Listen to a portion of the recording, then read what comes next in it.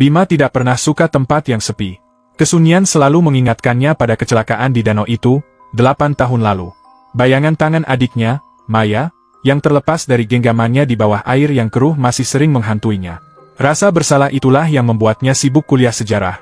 Seolah bisa melupakan masa lalunya dengan mempelajari masa lalu orang lain. Untuk skripsinya, ia datang ke sebuah monumen bersejarah di kawasan Jakarta Timur. Udara di sana terasa berat dan panas.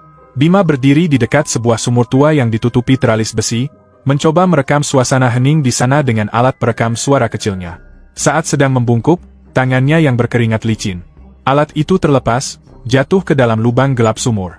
Anehnya, ia tidak mendengar bunyi benturan keras, hanya suara seperti benda jatuh di atas sesuatu yang empuk. Dengan bantuan petugas dan sebatang bambu panjang, ia berhasil mengambilnya kembali. Lampu merah kecilnya ternyata masih berkedip, alat itu masih menyala. Sesampainya di kamar kos, Bima langsung memutar rekaman itu.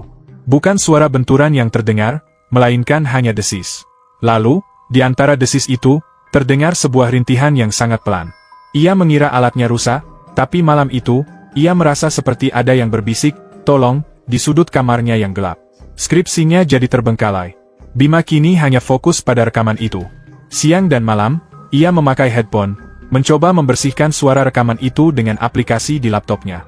Semakin jernih suaranya, semakin mengerikan isinya. Ternyata ada banyak suara di sana. Suara rintihan, tangisan, dan bisikan minta tolong dari orang-orang yang berbeda. Ia mulai menjauh dari teman-teman dan dosennya. Kamarnya menjadi satu-satunya dunianya. Kadang ia ragu, apakah suara itu datang dari headphone atau dari kepalanya sendiri. Sebagai mahasiswa sejarah, Bima mencoba mencari penjelasan yang masuk akal.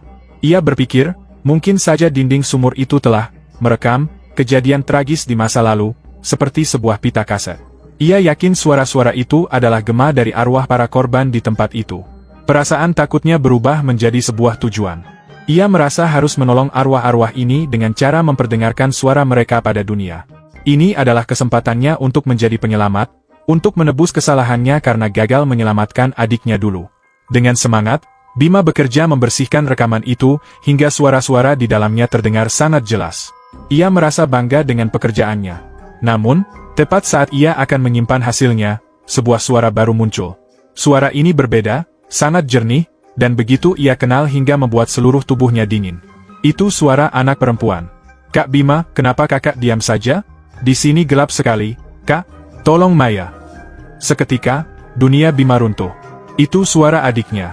Kalimat yang selalu ia bayangkan diucapkan Maya saat tenggelam dulu. Ia langsung sadar. Ini semua bukan tentang sejarah atau arwah di sumur itu. Sumur itu hanyalah sebuah cermin yang memantulkan rasa bersalahnya yang paling dalam. Suara-suara lain itu hanyalah pancingan untuk menariknya masuk, untuk membuatnya berhadapan langsung dengan hantunya sendiri. Ia membanting alat perekam suaranya ke dinding hingga hancur berkeping-keping. Tapi suara-suara itu tidak hilang. Kini, suara-suara itu terdengar jelas di dalam kepalanya. Teriakan, rintihan, dan yang paling menyiksa, bisikan adiknya yang terus meminta tolong. Usahanya untuk menjadi pahlawan justru telah membuka pintu bagi penyesalan terbesarnya untuk menghantuinya selamanya.